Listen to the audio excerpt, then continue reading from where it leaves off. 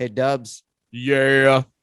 It's time for another fantastic freaking interview. Fantastic freaking interview. Yes. FTW, bro. Izzy is here. Yeah. We're gonna talk about everything but the everything. How's it going? It's going well, sir. Just very, very happy to be here. Thank you for allowing me the opportunity. Love the track from Everything But the Everything. It's got that alternative. We were mentioning before we came on air about the 90s and stuff. It's got a real alternative rock sound that it's something I've always been a huge fan of. And I think it's something that like really hits home with a lot of people because they either remember it from the 90s or they're being introduced to it now as a type of music that already kicks complete ass. It's funny to me because when I first started this project and people started bringing up the word alternative, I was kind of down. I was like, alternative, really? Because when I think of alternative, I think of like Silver. What is it? That band. It's like with that song. It's very hard to drink. Very hard to drink. Silver Yes. Chair, man. I think of them and I think about like these other like bands that just make me cringe. But then my buddy was like, dude, don't fight it. Just go with it. It's not a bad thing. It's a good thing. No, because I'm thinking more like the Pixies. Yeah, and Talking Heads. Like if you would have said that, I don't know why my mind just went there immediately. Because in the 90s, like we labeled these like, I don't know, they were just rock bands, but they started to call them alt rock bands, and you're like, that's just a rock band. Silverchair is just a rock band. Yeah, that's it. Whereas alternative to me was always those guys like who were just like Talking Heads or REM or like bands who were like doing something a little bit more experimental and outside that box, because inside the box is bands like AC/DC, which I love, but that's just a basic rock and roll band, Yeah, I see it now, but at the moment when I first heard it, because in my mind I was like, oh, you blanked out for a minute. We got you back. All right, you feel good? You back? Yeah. Back. It happens sometimes. It's the modern technology, Izzy.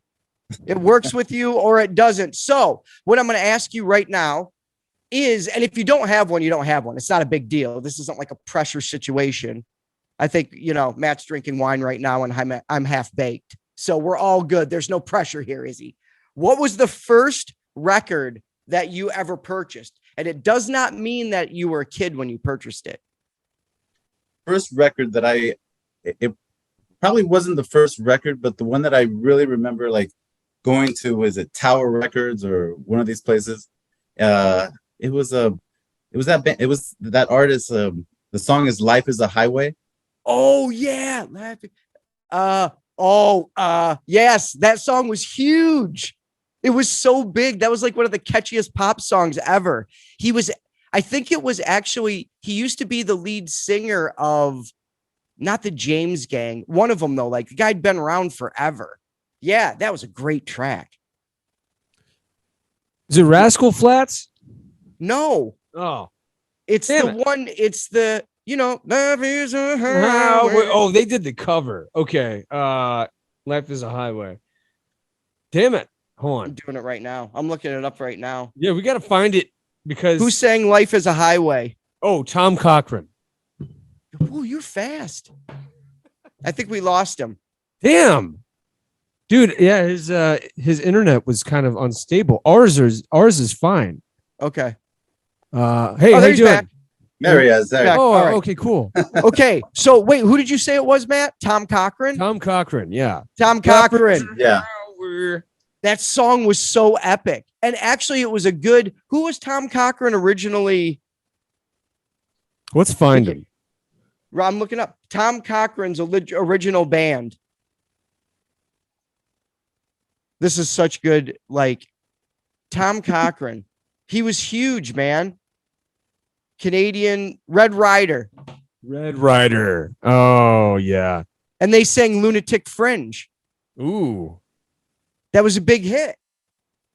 I didn't even know that. I just know that one song. I bought that single. I didn't even buy the album. It was back in those days when you could do buy the it. All single right, for $4.99. what was the first tape The first that you ever tape. bought? Mine was Michael Jackson Thriller. Nice. Just for reference.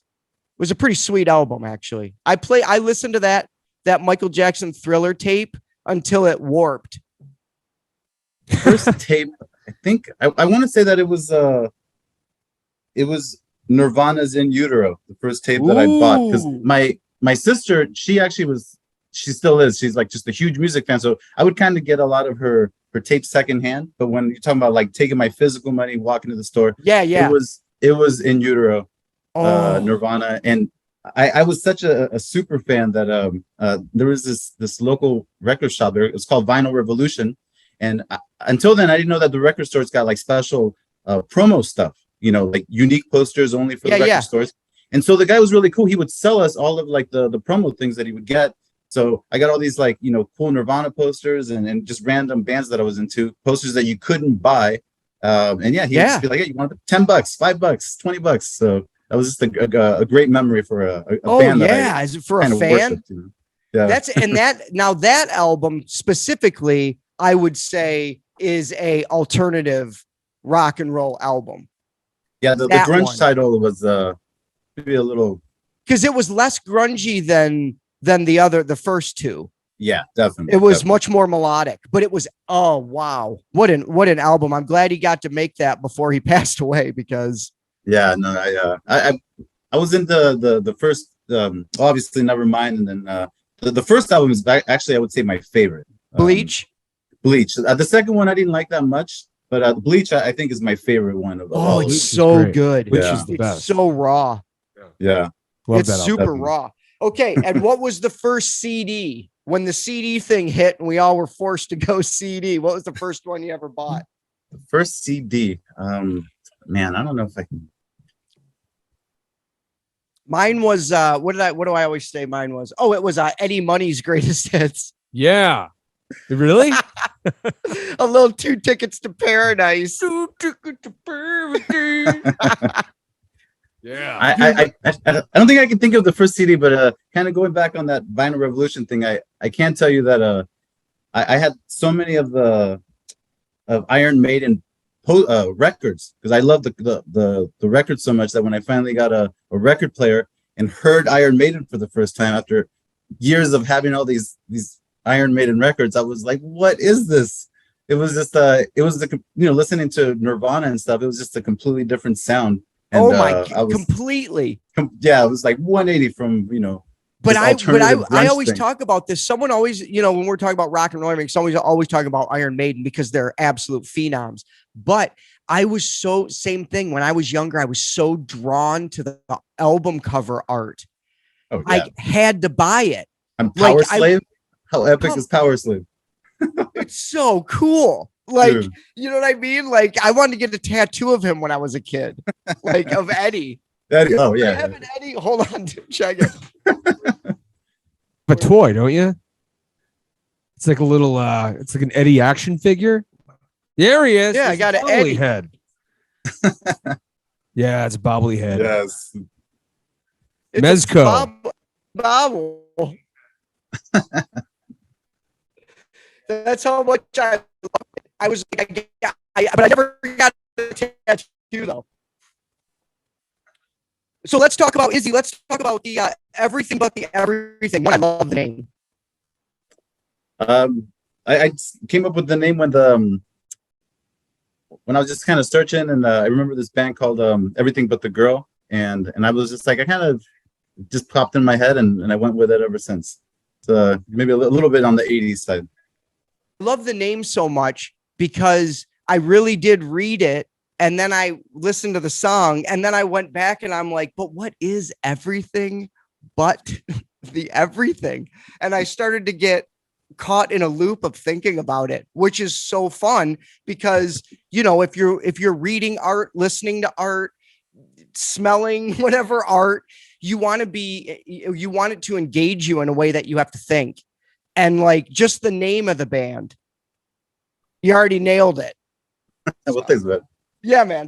The art part of it is, it's kind of everything you said. I work with these artists. I always tap them for their artwork. Kind of like touching on that Iron Maiden thing. The covers to me just mean so much. So there's a lot of thought behind, like, trying to match the song with a certain art piece where they go together, and it's all just fun to put together. So I'm happy that you're in it. It looks great. Like everything, and people will go, obviously they'll see the interview, they'll go check you out, but like they'll see how well you've crafted everything together. You could tell there's a lot of thought behind it all, and that it is very art driven, and that's fun.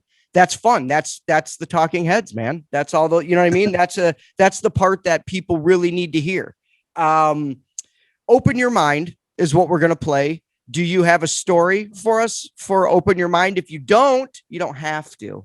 I'm not putting, putting your feet to the fire here. Oh, no, I got a story. Because actually, I got a bit of a story. So I actually showed the song to a few people, and they just weren't really feeling it. And then I showed it to Adam, and then he was all like, I like the song, but I have some suggestions. So I was like, yeah, man, whatever you want to do, go for it. And he restructured the song a little bit. And then when he restructured it, he put the main guitar line kind of in the verse or whatever. And I was like, I don't think that's strong enough. And he was like, I got it. And he like did this synth thing, and the synth thing kind of just pushes the song. And right when he did that, I was like, oh man, this is good. This is it. We got something. And I think that's kind of like the best part about that song coming together at his house, just as we collaboration. Yeah. That's when it's weird, because it's like two different brains, two different everything. And that doesn't matter with music, and it just layers it. Yeah. Like that extra piece was the piece that you wanted, that you didn't know you wanted. It's almost like a mashup, because if you think about, two completely different songs come together, and all of a sudden you're like, whoa, like this is explosion of just like new sounds. Yeah. From two things that completely are their own entities, Absolutely. And all right, before we go, tell the people where they can find everything. We'll get Eddie up here. But tell the people where they can find you and look at your art and listen to your music. Well, definitely on social media. I'm on Instagram as Izzy the Gent. You can see all of the music, all of the art, read about all of the collaborators and contributors at our website, everythingbuttheverything.com. And then, of course, check us out on Spotify. All the latest music is there, much like every other music platform out there. Beautiful, Izzy. And we're going to play Open Your Mind right now. Thanks for calling in, my man. Hey, man, thank you again for having me. It's been a lot of fun, man. Thank you. Yeah. And send us any new tracks that you release, and we'll have you on again to talk about them. I'd love that, man. Thank you very much. Later, brother. Later.